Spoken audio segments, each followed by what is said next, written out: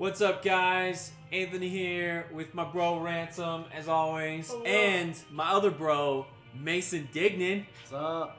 We have all watched episode 19, Twin Sons. Wow. This was an interesting episode. It's weird. I had a lot of hype going into it, and I think in some ways it was rewarded. In others, maybe not so much. But it is all up to a matter of perspective, as Obi-Wan Kenobi would say, correct? Correct. Yes. Just want to give you guys a heads up. Sorry, by the way, I'm missing the last two episodes. Kind of a couple of crazy weeks for us over here, so I do apologize for that. But hey, didn't miss much. Yeah. So they were kind of like there. Those were the filler episodes Missed of the a season. little musical number. Oh yeah, the musical number from the last episode. Yeah, that was great. That was awkward. Though, Twin Sons was interesting. I don't know. For me, a couple of things stood out. Ezra as normal. You know, does the stupid thing that all adolescent teenagers in Star Wars seem to do. Runs off on his own because he thinks he can save the world. And as always, I need to make a difference. Yeah. and then Later. nothing. Yeah, later. Sometime in the future. So I guess good on them for following that trope as always. I did like that moment though where they were in the sand dunes and Chopper says something and he repeats pretty much verbatim one of the lines that Luke says to R2-D2 in Dagobah. Which was nice. There's It's a a good touch. lot of nods to the original.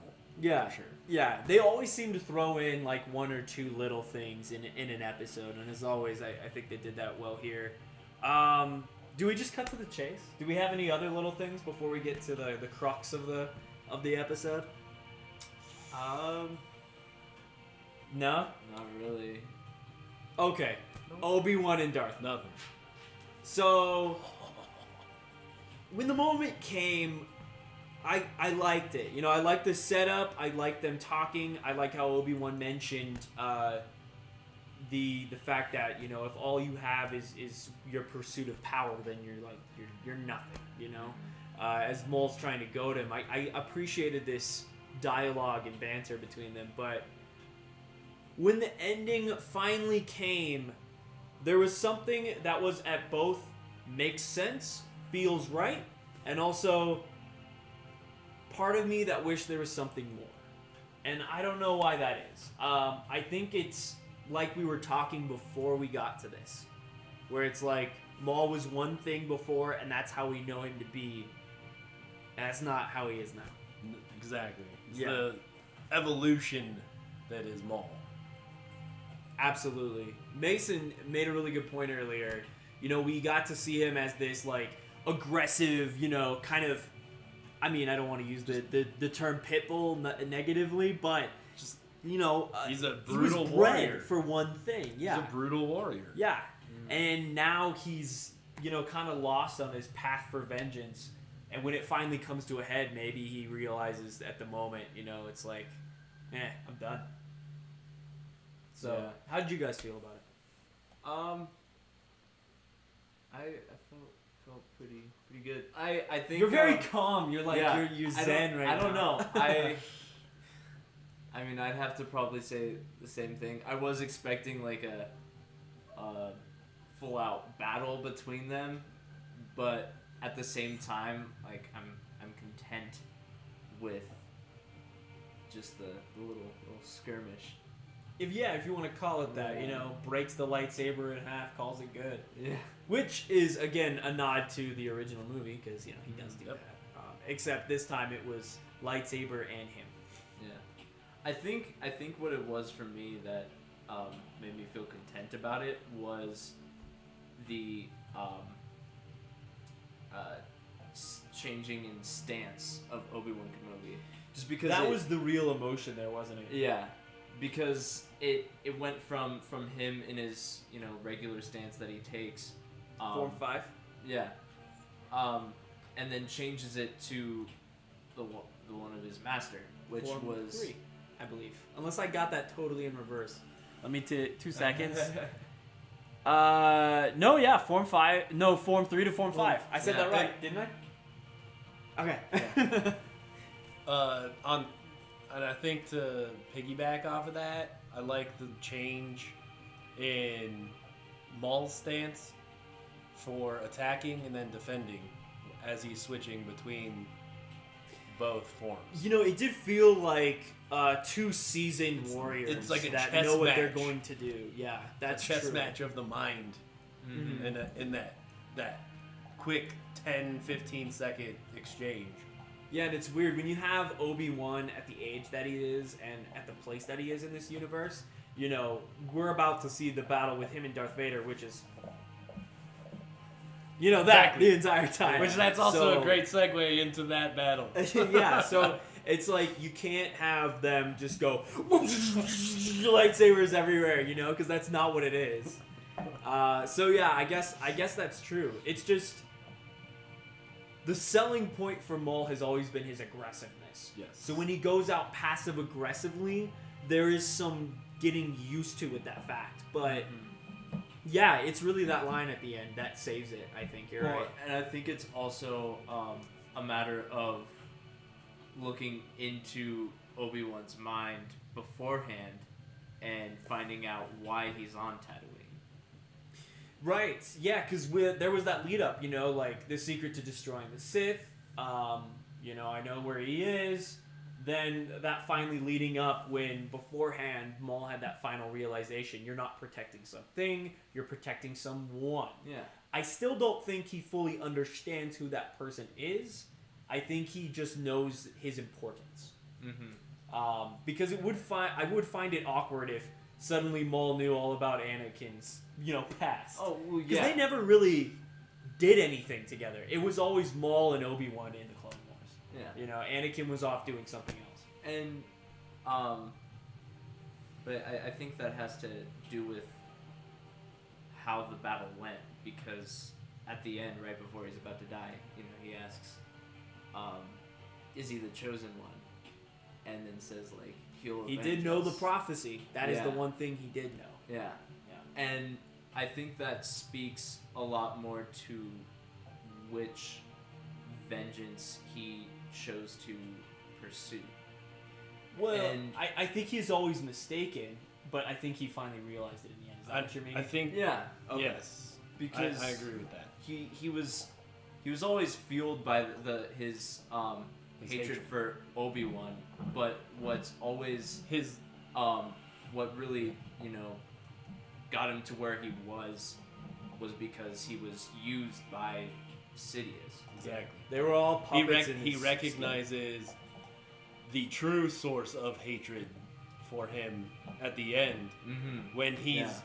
partially maybe peering into Obi-Wan's thoughts, and it gives him that last little bit of respect for Obi-Wan, and realizes that Obi-Wan did not do anything to Maul out of hatred or malice or with any ill will, except to defend his life and to defend his master. Yeah.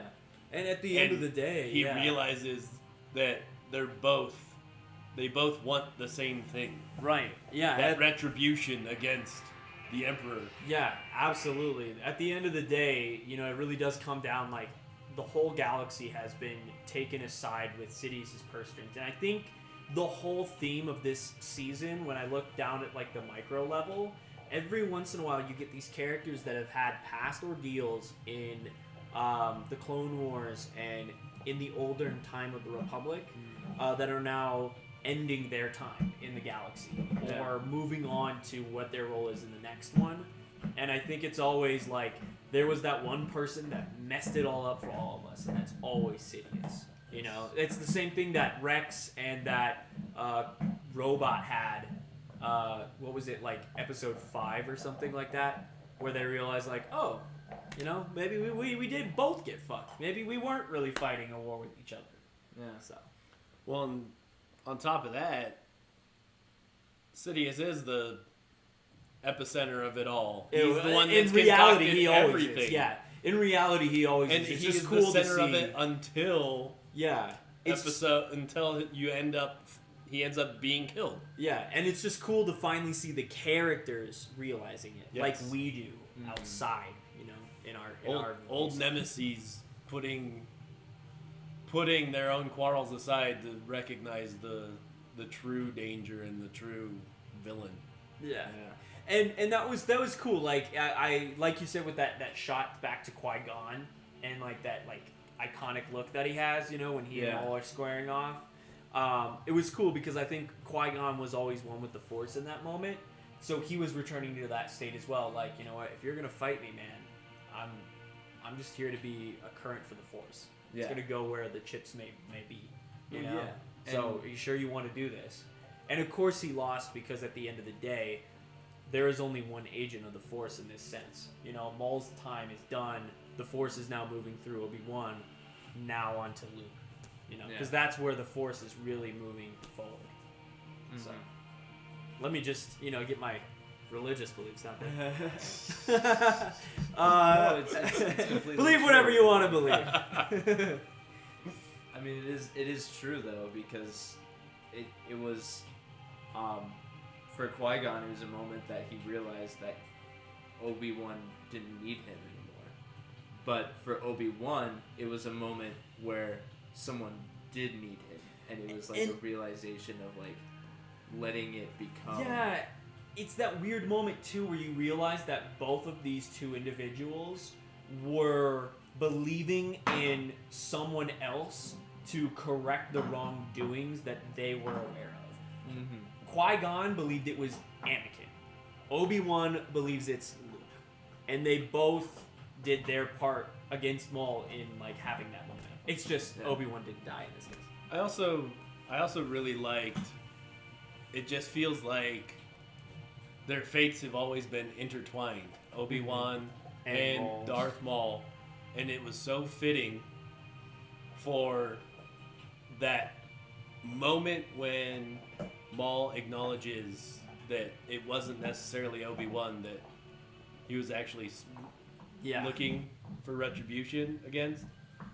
That it just, I don't know, it feels like the only way that Maul could have been subsided was by Obi-Wan's hand, whether it was by killing him or calming him mentally, which happened. Yeah, and then also by Maul resigning to his fate, because Maul's always been fueled by vengeance. So if he's live by the surrendering sword, to you die it, by the sword. Yeah, and also, you know, if he's going to go out, he might as well believe that his vengeance will be completed. You could say that it was a duel of fates. Oh! Don't give me a copyright claim, please. All right, guys. Well, this has been a fabulous discussion. Thank you, Mason, for joining us on this one. Any day. Yeah, it was a lot of fun. This was a great episode. I don't think it's my favorite of the year. I don't think it'll be the best at the end of the day, too, because I think what's going to be happening in the next episode is really going to be the ticket. So thank you guys for joining me, and we'll see you guys next time. Yeah. See you on the flip Bye. side.